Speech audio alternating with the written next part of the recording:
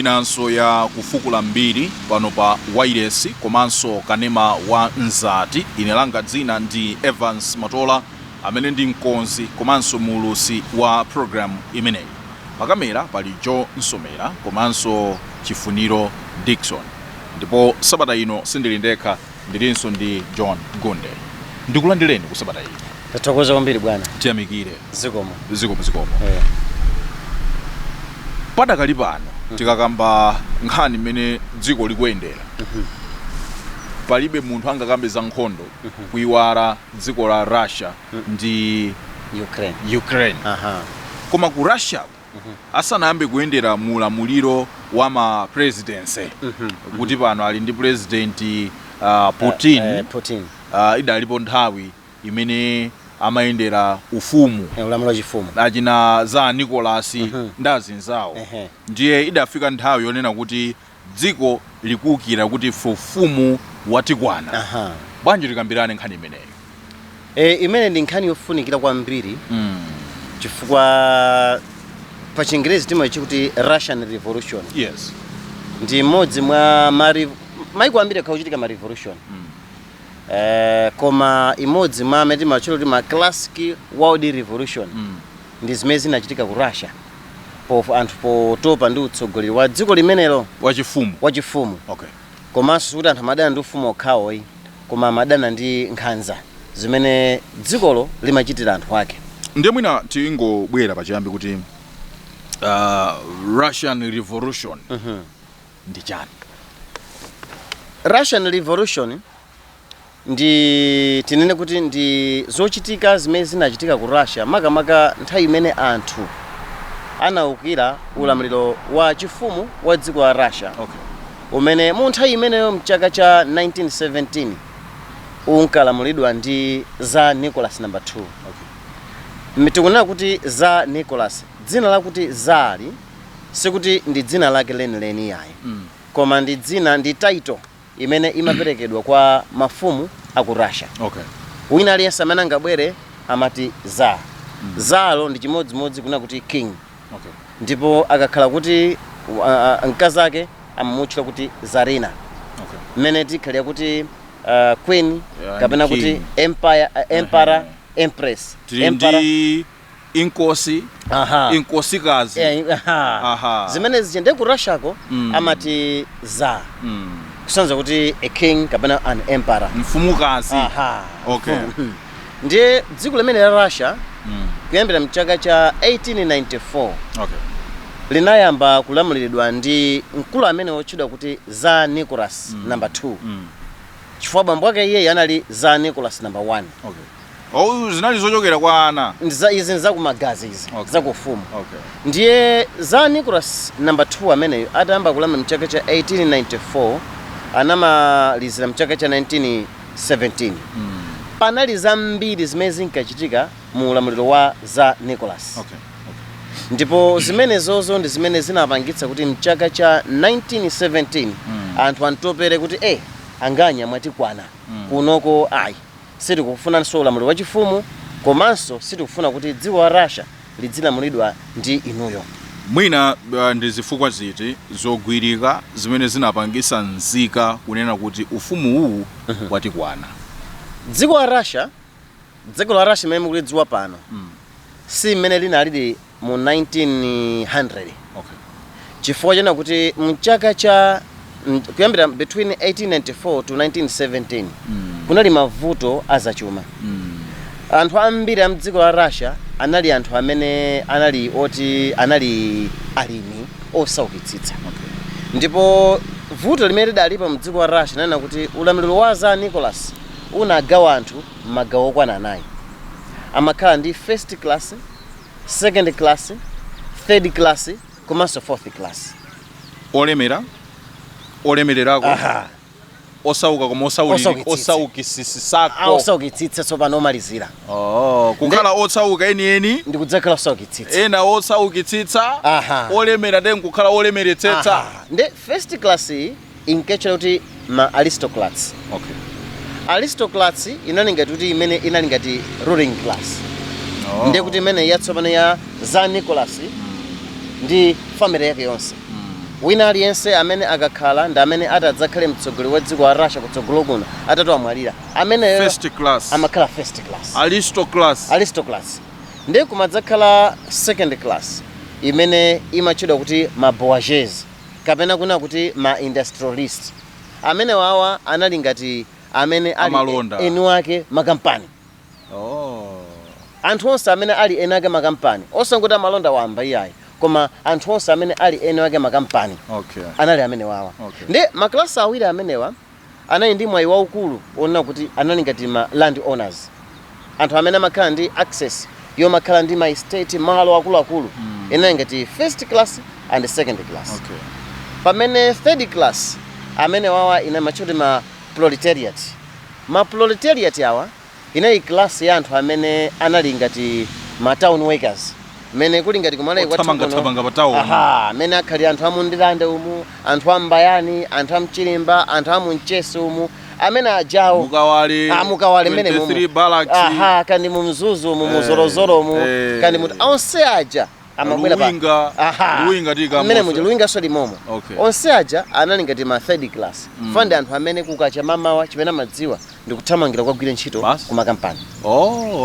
Pamene fourth class inali gulu la anthu amene anali onena kuti ndi alimi osaukitsitsa akumayizi aja amene kuli ngati kumalayi kwathu kuno tayelekeze ngati anthu amene amadalira makuponi kuti alime. So imene inali ngati kuti the last class. Ndi chifukwa cha system imene okhala kumudzi kwenikweni kupanda magetsi komanso ana anthu amene anali osaphunzira.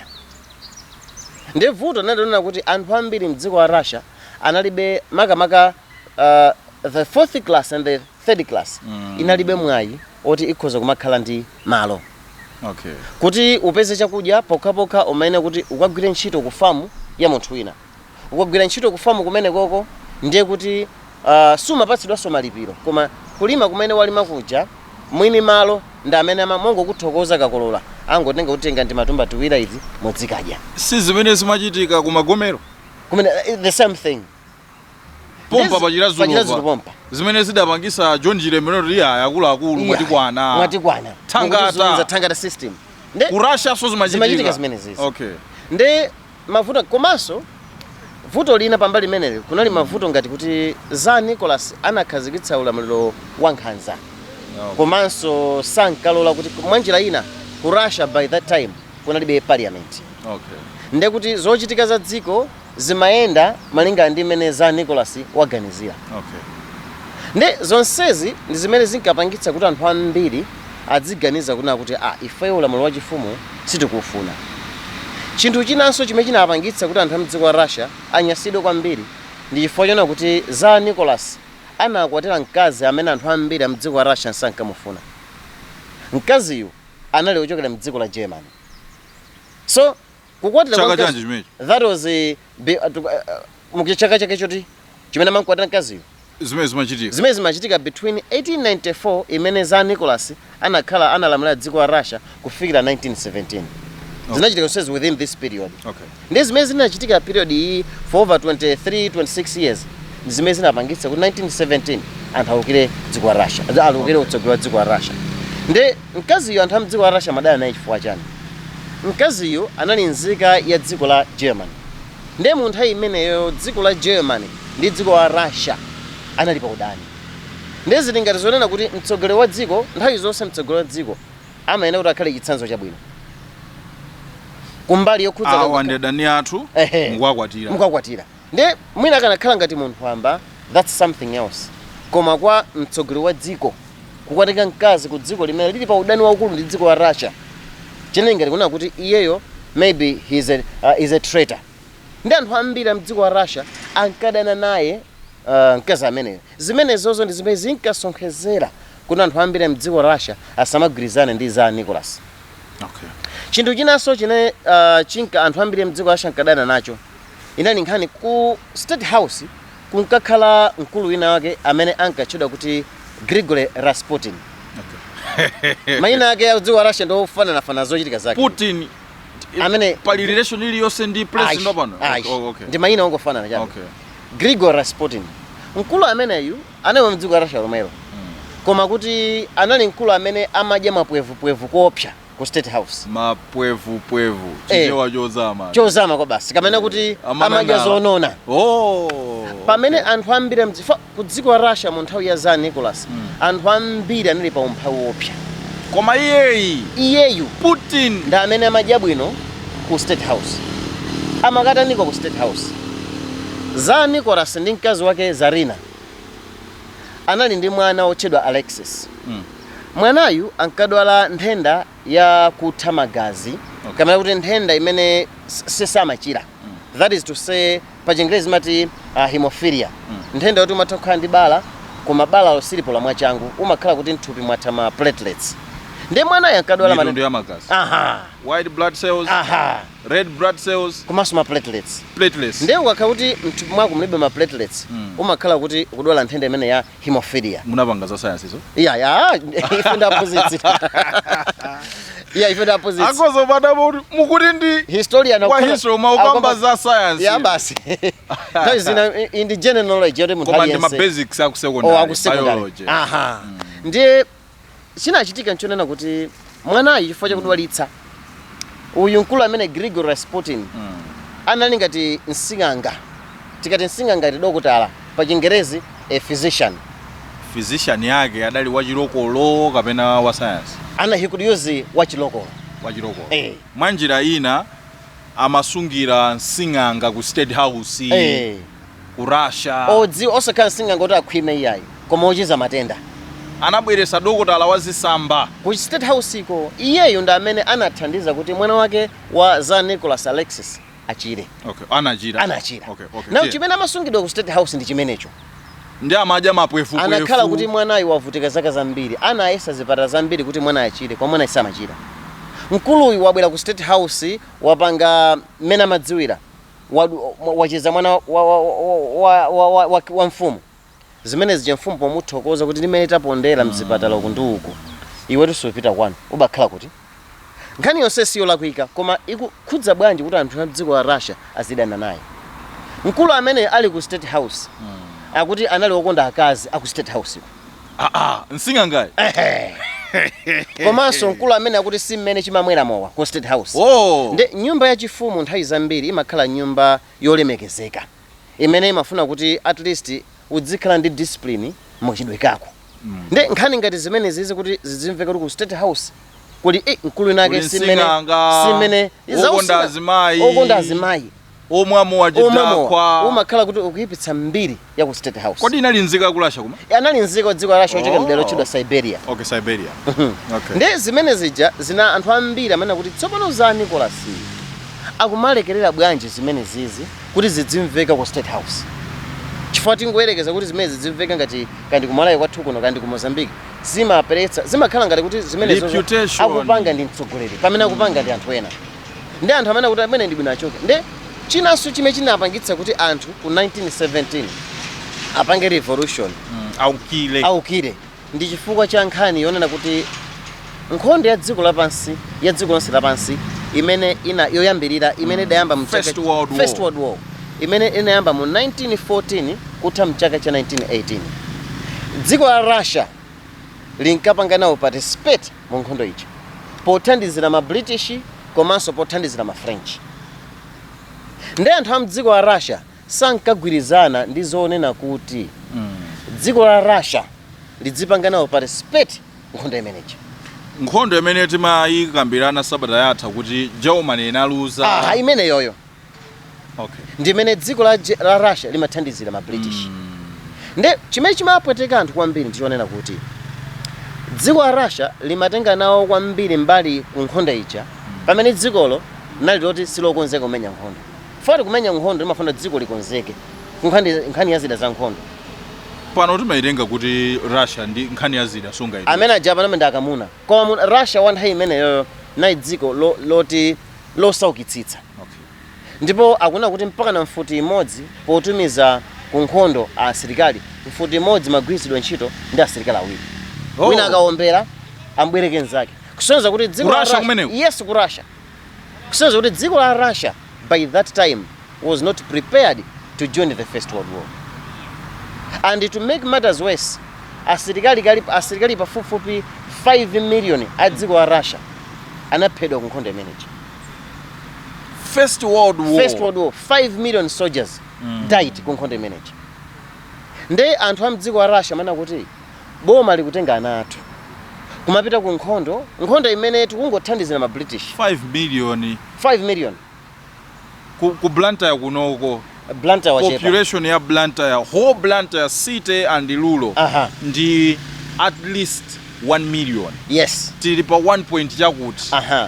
Then we are talking of 5 million. Ndiye kuti tosa amene makhala ku Blantyre sitikukwanira chiwerengero cha asilikali aku Russia amene adafa pa First World War. Ndena nkumafunsa kuti zikutheka bwanji chifukwa Russia amene tikudziwa lero si Russia one imeneyo. Russia one imeneyo it was an empire. Ukraine amene akuvutitsa ndi Russia uja was part of Russia. Romania, Serbia, Georgia amene ndikuwatchula wati maiko oyima paokha koma nthawi imeneyo yoyo anali mbali imodzi ya dziko la Russia. Ndifake nambala ya asilikaliyo inali chifukwa population ya Russia by that time imafika 200 million. Chifukwa mukamba kuti Ukraine was part of Russia. Panopa nkhondo ya Ukraine and Russia sikutha. Mikangano yambira ka 2014 2012 idakalipo anthu akuphana mpaka napano. Ndiye Ukraine adali part of Russia. Was part of Russia. Kuli dziko lachula Georgia was part of Russia. Romania, Serbia, all these countries were part of Russia. Kwa msathu amene mwangotsegula kumene wireless komanso kanema wa Mzati ndikulandireni ku program imeneyi ya Kufukula Mbiri makamaka mkatikati mwa program imeneyi tinganene kuti chigawo choyamba cha program imeneyi imene makhala 30 minutes nene kuti ndi imene tafikayi sopano kwambiri kumene tikufukula tsiku la lero ndi nkhani yokhuza kugawukira kapena kuwukira mu Chingerezi tunena kuti Russian Revolution imene idachitika mu 1917 kuti nzika za ku Russia zikunena kuti ulamuliro uwu ifeyo amfumu tatopa nawo a Nicholas tatopa ndeti mafukula zifukwa zimene zidapangisa kuti zifike pamenepo. Amene ali pa kamera ndi John Somera komanso Chifuniro Dickson ndipo ndili ndi John Gunde. Mwina tibwere pamenepo kuti dziko la Russia likupanga participate ku nkhondo ya First World War ikuthandizira komanso wakwatira mfumu ya ku Russia yakwatira mkazi wa ku Germany. Germany ndi dziko limene lidayambisaso nkhondo. Asilikali aku Russia 5 million atsikira kuli chete aphedwa. Paliso zifukwa zina ndi zambiri ndithu koma kuti tingutango kuti tisunge nthawi kuti apase zofunikira zina o amene kuti mvenda kutionera kuna kuti pambali pa zimenezi anthu tsopano anayamba kutopa ndipo before revolution ya 1917 mu 1905 wansembe wa mpingo wa Orthodox Church kurasha mpingo mweyo ndi chikoka kwambiri ndi Orthodox Church. Kulibeko mpingo paliposiwo wakatolika ulipo. Komanso mpingo Orthodox Church ndi umene ndi chikoka andi mu nthawi imene yoyo mpingo wa Orthodox Church unkapanga support za Nicholas. Ndipo mpingo Orthodox Church unkaphunzitsa anthu kumana kuti ndikulakwa kuwukira atsogoleri anu chifukwa atsogoleri malembo amanena komabe ngakhale malembo akutero anthu chimene ankaona ndi chizunzo chimene utsogolero ukuapatsa. Zimene ndi chifukwa chake mu 1905 wansembe wina wa mpingo Orthodox Church Father George Gapon anapanga organize misa. Fa mpingo umayendetsa zochitika zake sizisiyana kwambiri ndi imene umayendera mpingo wa Roman Catholic. Nde atapangitsa misa imene anapanga mobilize anthu kuna kuti lero tifuna tipange ma demonstrations. Ndipo wansembe ndikuti 1905 wansembe amene anapanga organize panali pa 22 January 1905 ndipo after that misa mapemphero ndipene anamemeza wanthu ndikuyamba kuyenda mu msewu. Wansembe kumemeza wanthu chifukwa nayeso oti ndi munthu mavuto amene amakhudza anthu a mdziko wa Russia nayeso amamukhudza suti amakhala kumwamba iye nayeso alipo mpano.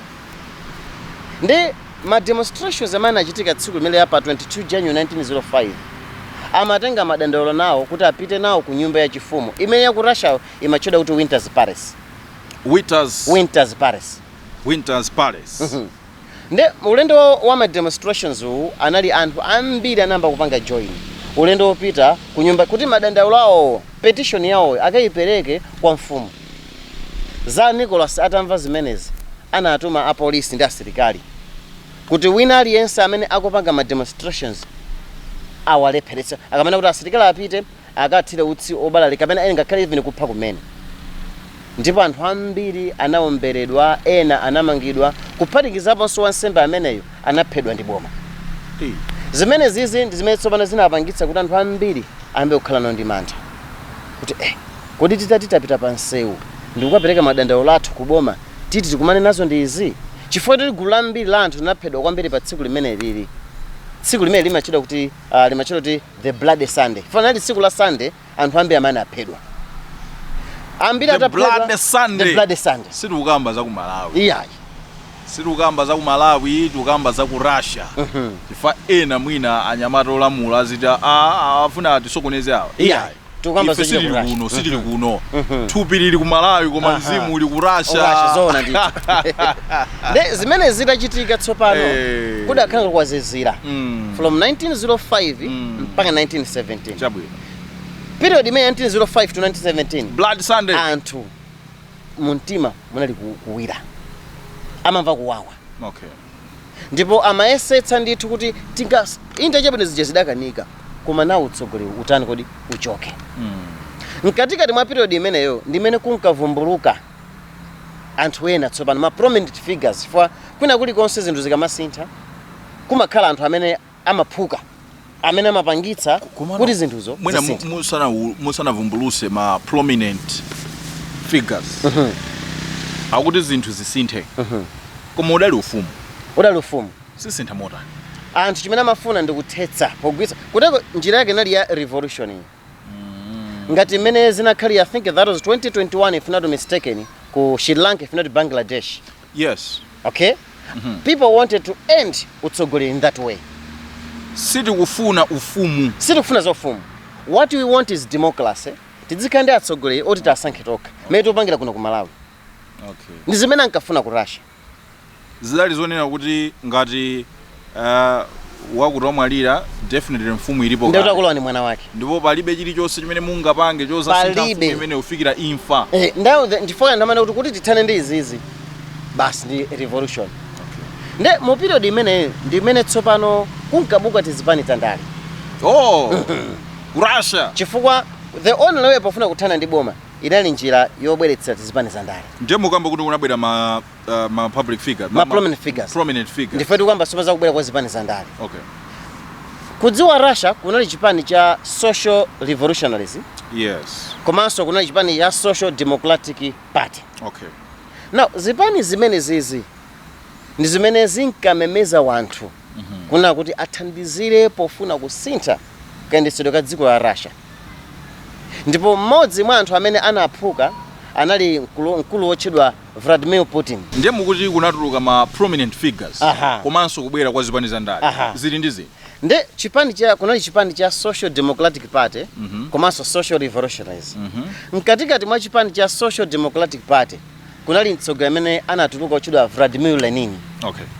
Nde Vladimir Lenin ushu ndamene anali mmodzi mwa anthu amene ankapereka tengene kuboma mpaka na boma linafika sezo kuti ameneyo njira yake ufuna kuthana naye tingomupha. Okay.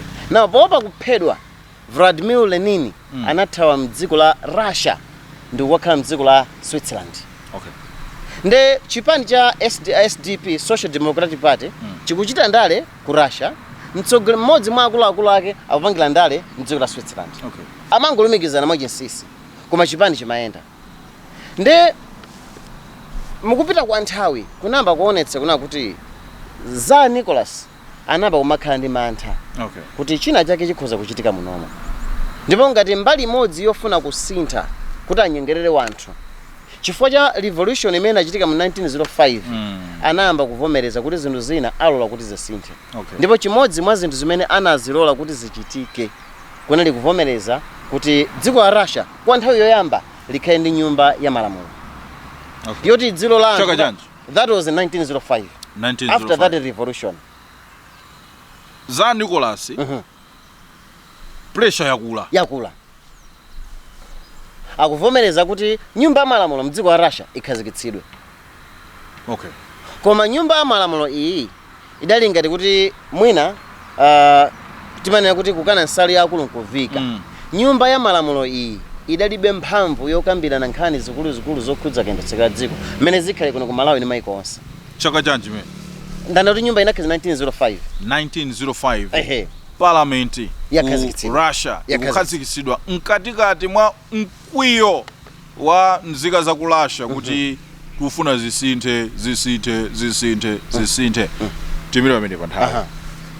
Nthawi yachita nsanje koma tibwerenso sabata yamawa ndicho linga choti tidzathe kukumalizirani Russian Revolution. Kugaukira kumeneku kudakhala motani, pano tili ndi president, kodi zidakhala bwanji kuti leadership kapena kuti governance system yawo isinthe kuchoka ku ufumu kupita ku mmene alili pano. Ine langa dzina ndi Evans Matola ndipo ndinali ndi John Gunde, pa kamera panali John Somera komanso Chifuniro Dixon. Kufikira sabata ya mawa bwanji tidzakumanenso ndi kumaliziza nusu umene wasalawo mwakomanonse.